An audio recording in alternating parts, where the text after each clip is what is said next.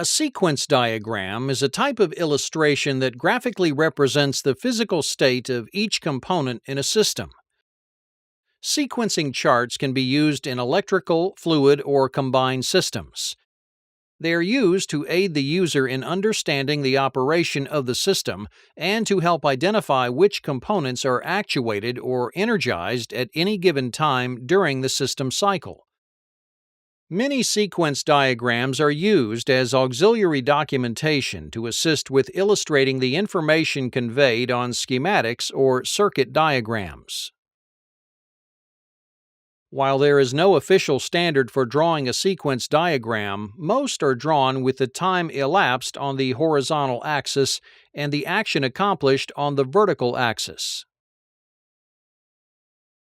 To build a sequence diagram, each major component is assigned a horizontal line. The width of the line shows the time period during the cycle that each component is actuated or energized. It should be noted that this width may not necessarily correlate to a specific time, such as 1 second or 1 minute. Rather, the purpose of the horizontal line is to show each component's state in relation to the other components.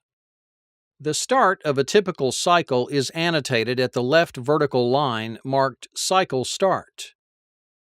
The action progresses toward the right until the end of a cycle at the vertical line marked Cycle End. Other major milestones may also be denoted by vertical lines. Typically, if an action is instantaneous, it will be noted with its own vertical line at the appropriate point in time. If the milestone is continuous, such as a cylinder extending or retracting, it will be identified by its own horizontal line with arrows indicating the start and end of the milestone. The actual time duration of the cycle in seconds or minutes depends upon the speed at which a cycle is completed. This sequence diagram can be expressed with both a hydraulic schematic and an electrical wiring diagram. To start this cycle, the operator presses the push button.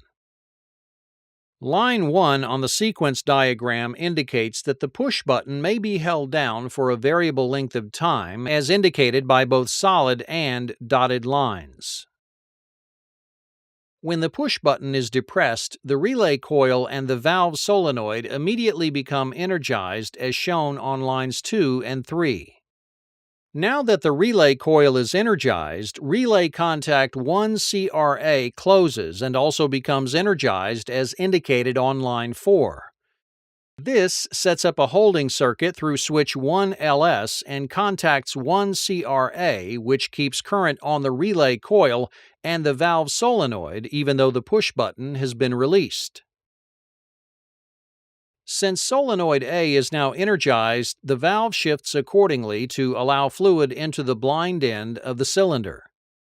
The cylinder travels forward and at the end of its stroke actuates limit switch 1LS on line 5. When the switch contacts open, current is removed from the relay coil. Relay contacts 1 CRA open, removing current from the solenoid valve. Internal springs shift the solenoid valve spool to the cylinder retract position and the cylinder starts its return stroke. Switch 1LS contacts close again as the cylinder backs off the switch, but the relay coil and valve solenoid do not become energized again because contacts 1 CRA are open at this time. This begins again when the operator engages the push button once more.